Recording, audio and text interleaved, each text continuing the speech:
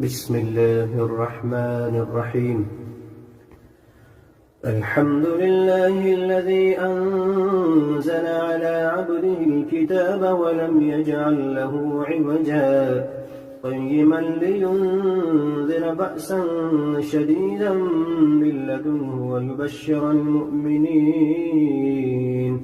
ويبشر المؤمنين الذين يعملون الصالحات أن لهم أجرا حسنا ماكثين فيه أبدا وينذر الذين قالوا اتخذ الله ولدا ما لهم به من علم ولا لآبائهم كبرت كلمة تخرج من أفواههم إن يقولون إلا كذبا فلعلك باخع نفسك على آثارهم إن لم يؤمنوا بهذا الحديث أسفا إنا جعلنا ما على الأرض زينة لها لنبلوهم أيهم أحسن عملا وإنا لجاعلون ما عليها صعيدا جرزا أم حسبت أن أصحاب الكهف والرقيم كانوا من آياتنا عجبا إذ أوى الفتية إلى الكهف فقالوا ربنا آتنا من لدنك رحمة وهيئ لنا من أمرنا رشدا وضربنا على آذانهم في الكهف سنين عددا ثم بعثناهم لنعلم أي الحزبين أحسن ما لبثوا أمدا نحن نقص عليك نبأهم بالحق إنهم فتية آمنوا بربهم وزدناهم هدى وربطنا على قلوبهم إذ قاموا فقالوا ربنا رب السماوات والأرض لن ندعو من دونه إلها لقد قلنا إذا شططا هؤلاء قومنا اتخذوا من دونه آلهة لولا يأتون عليهم بسلطان بين فمن أظلم ممن افترى على الله كذبا وإذ اعتزلتموهم وما يعبدون إلا الله فأووا إلى الكهف ينشر لكم ربكم من رحمته ويهيئ لكم من أمركم مرفقا وترى الشمس إذا طلعت تزاور عن كهفهم ذات اليمين وإذا غابت تقرضهم ذات الشمال وهم في فجوة منه ذلك من آيات الله من يهد الله فهو المهتد ومن يضلل فلن تجد له وليا مرشدا وتحسبهم أيقاظا وهم رقود ونقلبهم ذات اليمين وذات الشمال وكلبهم باسط ذراعيه بالوصيد لو اطلعت عليهم لوليت منهم فرارا ولملئت منهم رعبا وكذلك بعثناهم ليتساءلوا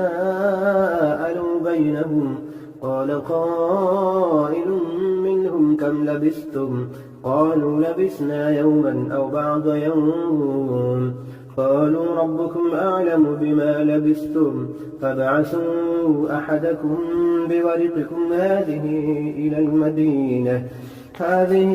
إلى المدينة فلينظر أيها أزكى طعاما فليأتكم برزق منه وليتلطف ولا يشعرن بكم أحدا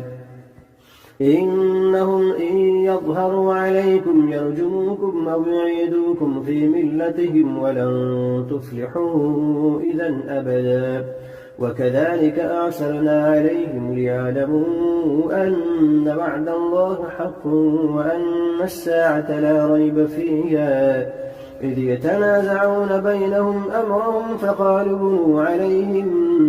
بنيانا ربهم أعلم بهم قال الذين غلبوا على أمرهم لنتخذن عليهم مسجدا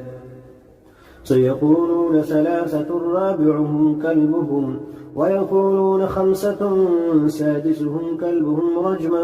بالغيب ويقولون سبعة وثامنهم كلبهم قل ربي أعلم بعدتهم ما يعلمهم إلا قليل فلا تمار فيهم إلا مراء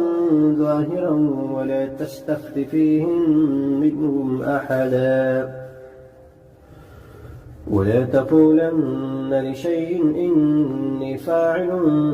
ذلك غدا إلا أن يشاء الله واذكر ربك إذا نسيت وقل عسى أن يهديني ربي لأقرب من هذا رشدا ولبثوا في كهفهم 300 سنين وازدادوا 9 قل الله أعلم بما لبثوا له غيب السماوات والأرض أبصر به وأسمع ما لهم من لدونه من ولي ولا يشرك في حكمه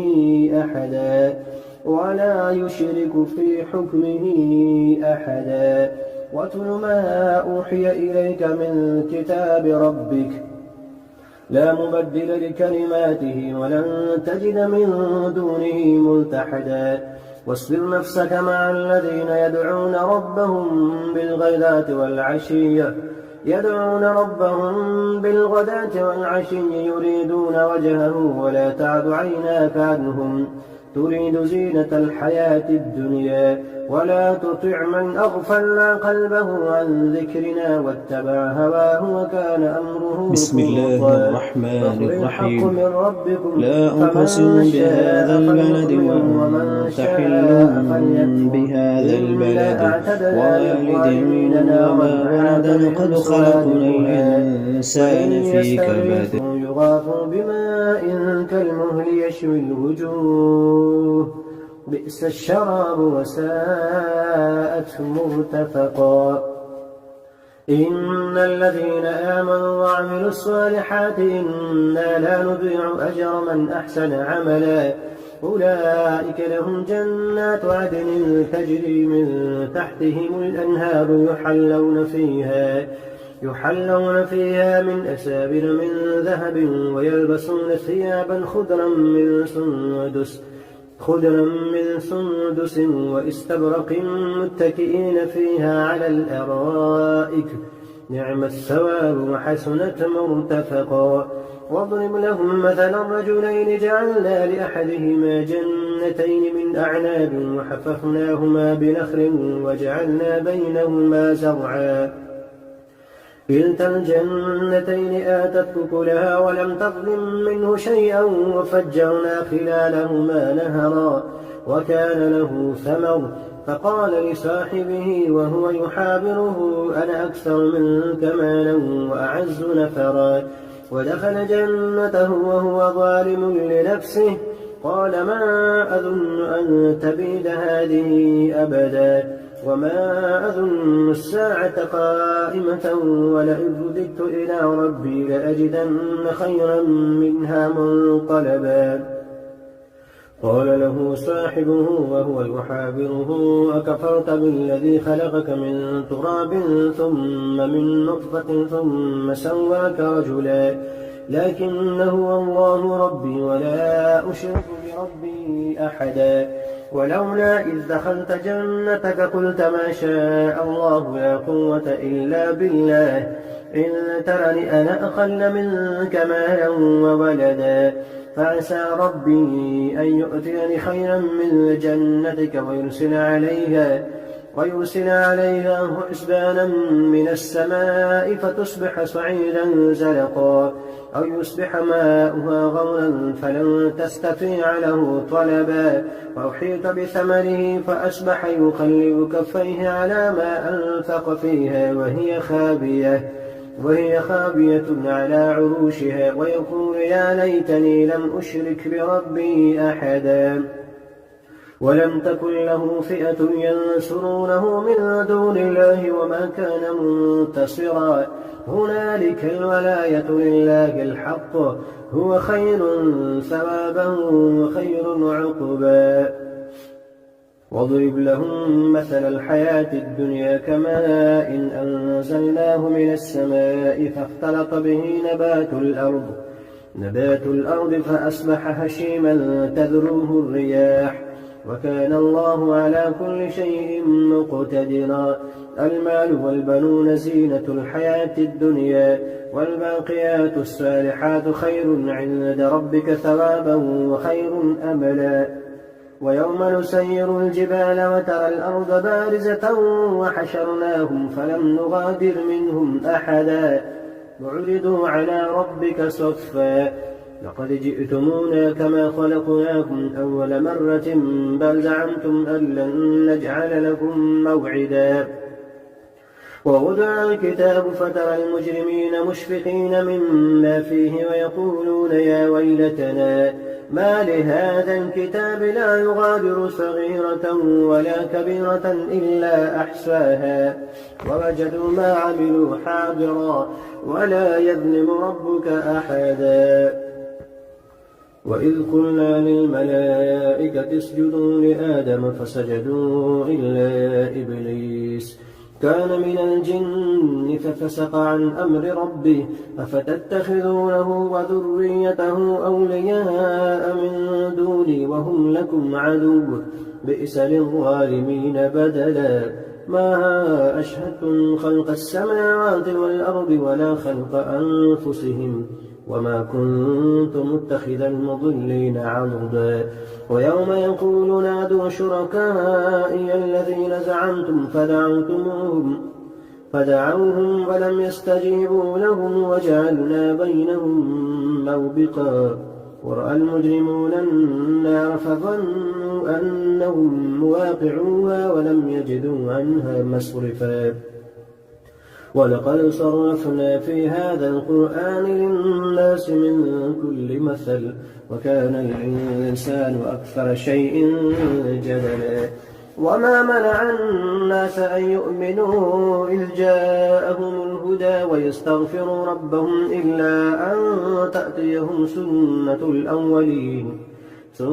الأولين أو يأتيهم العذاب قبلا. وما نرسل المرسلين إلا مبشرين ومنذرين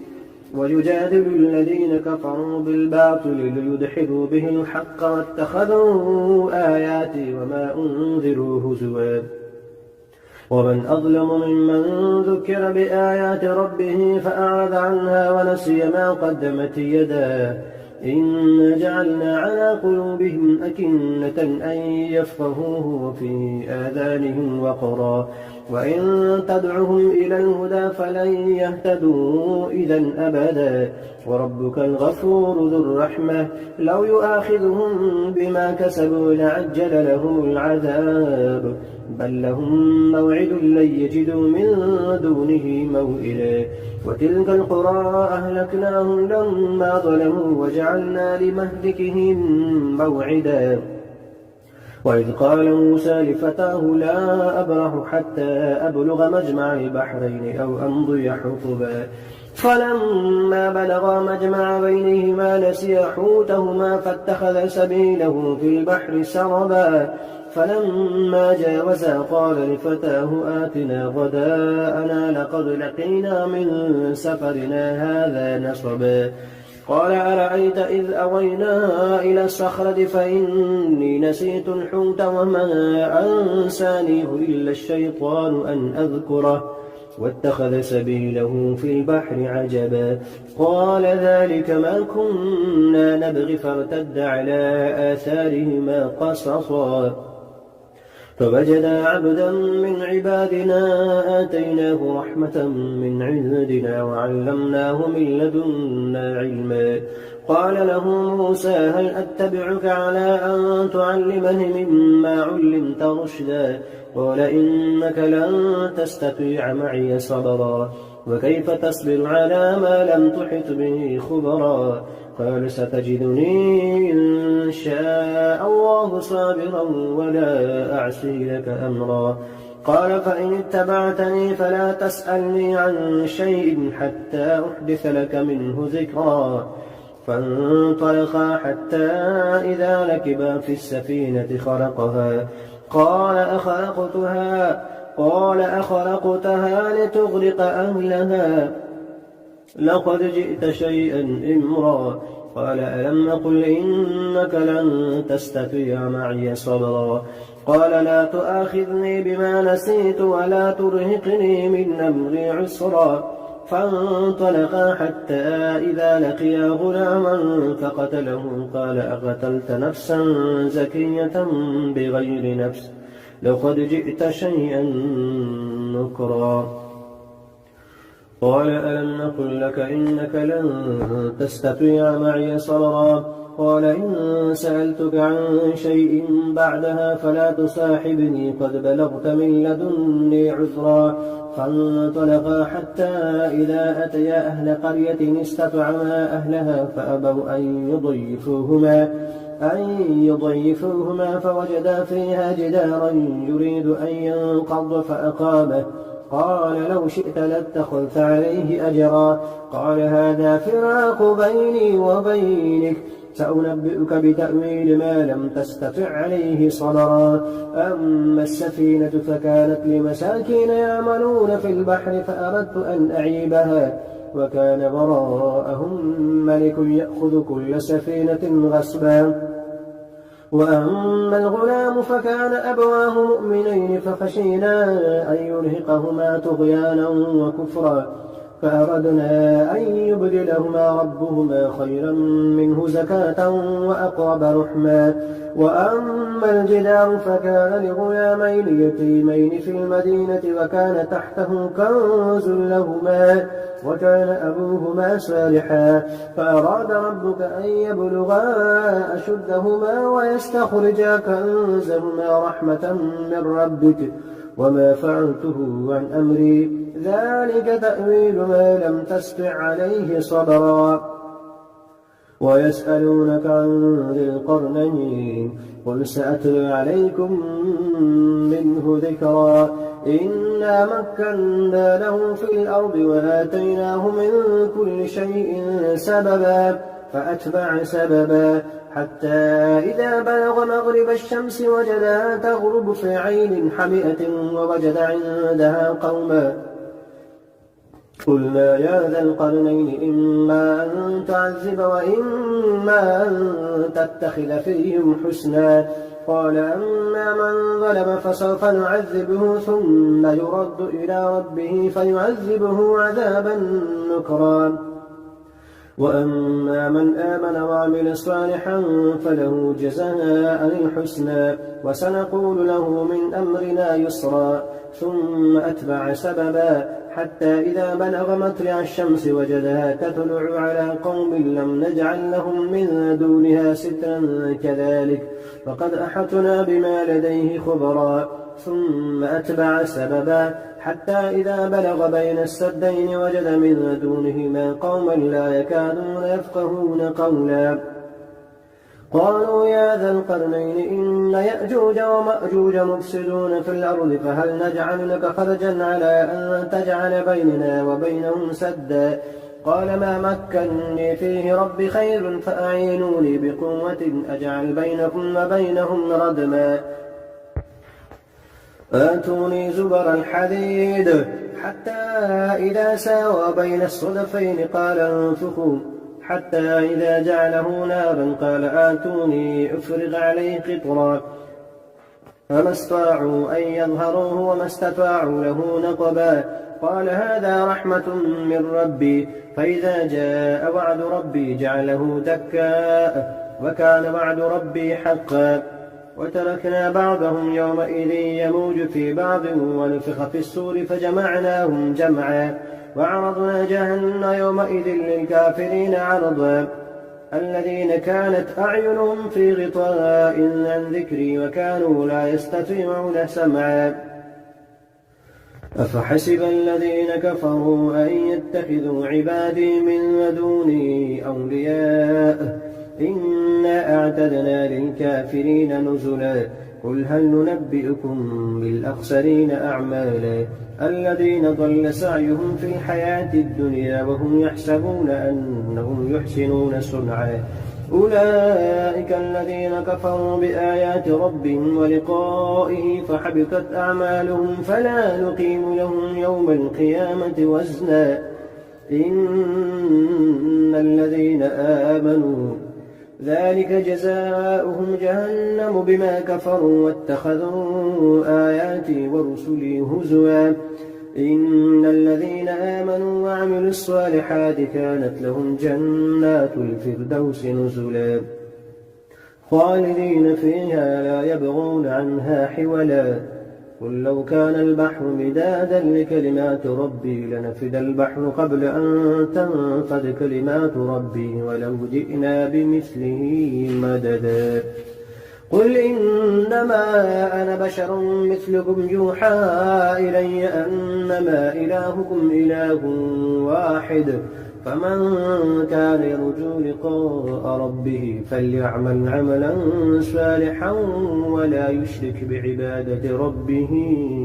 أحدا.